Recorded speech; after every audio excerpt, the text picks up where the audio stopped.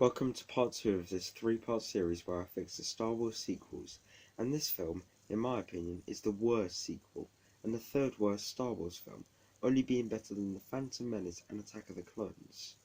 Our film will begin as it normally does, with Poe and BB-8 attacking the First Order Dreadnought, and we can have the bombing fleet get destroyed, but instead of Poe getting back and getting demoted, Kylo can furiously storm up to the bridge and demand his ship be prepared.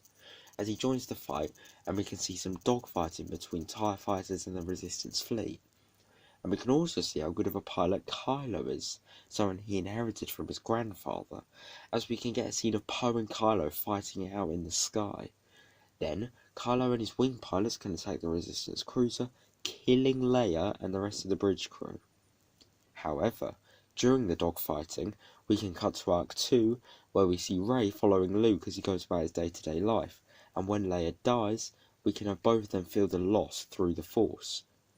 Since then escape to their backup base on Crate, as Poe and Finn rebuild the Resistance, but we get a bit of act when a planet they ask for help from sells them out to the First Order, leading to the eventual final showdown.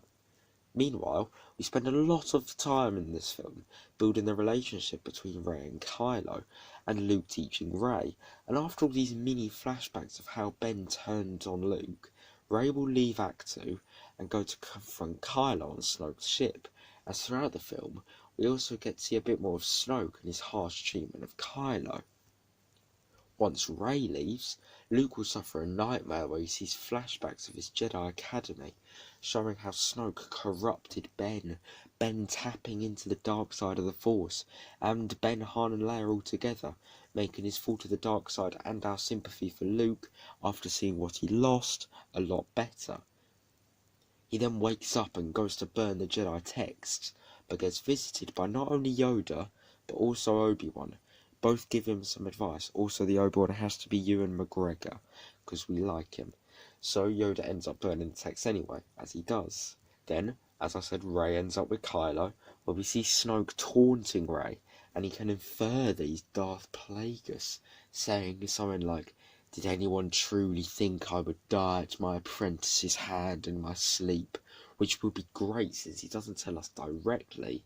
Then, Rey kills Snoke, tapping into the dark side, and we can see Rey's ever-present anger when she defeats the guards with Kylo.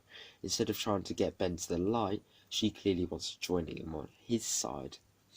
And that's what she does, taking his hand as they become the new master and apprentice and new leaders of the First Order. But remember, throughout the film, their relationship needs to be built, as I said, so when she turns, it makes so much sense, as they have a clear bond, and she's already annoyed at Luke for seeing what he did to Ben. We then come back to Crate, where we get the final showdown, and we can have the skimmer scene of them being attacked by TIE fighters. That's when Chewie comes in, saves the day in the Falcon, and draws them all away. Then Phasma will appear, leading a little group of stormtroopers into the Resistance base after the skimmer attack fails, causing havoc in the base. Blaster shots go off everywhere between the stormtroopers and Resistance soldiers, as a fight will break out between Finn and Phasma, their final showdown, where Phasma is clearly still on top, but Finn does something we wouldn't expect at all. He force pushes an approaching trooper away.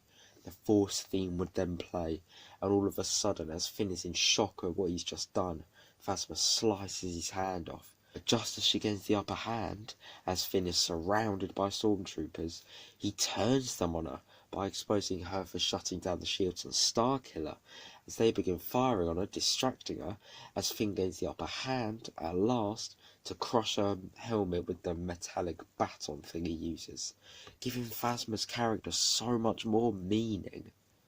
Then, Luke shows up as his projected form, fires Kylo, gets him very angry, and escapes as we see him very tiredly stumble back to his hut, pulling out a box and igniting his trusty green lightsaber as all the Resistance light escape in the Falcon.